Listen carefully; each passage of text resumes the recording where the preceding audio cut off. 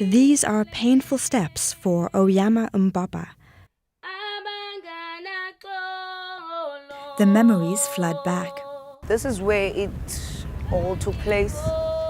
On her way home in a township near Cape Town, she was grabbed by a man, dragged to an alley, then raped, with a knife held to her throat.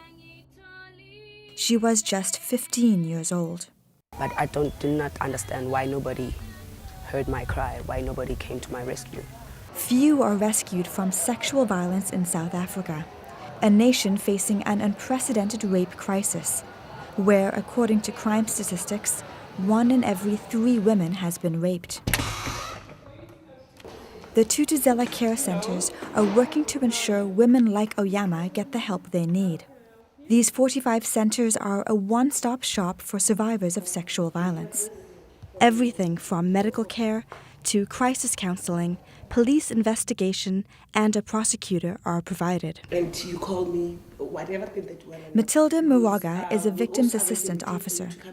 It all begins from the time they walk into my office. I make sure that they feel so welcomed here. Okay, Aneta, Greeted by a site coordinator, the victim is ensured anonymity, given medical care, a safe environment to give her statement, a clean change of clothes, and emotional counseling before being escorted back home.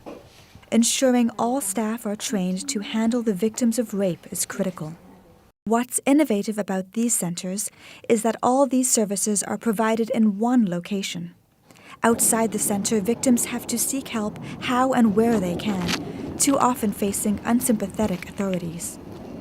It is an underreported crime, particularly because of the stigma that attaches to it, the shame that people feel when they have been raped, also the non-responsiveness of the system.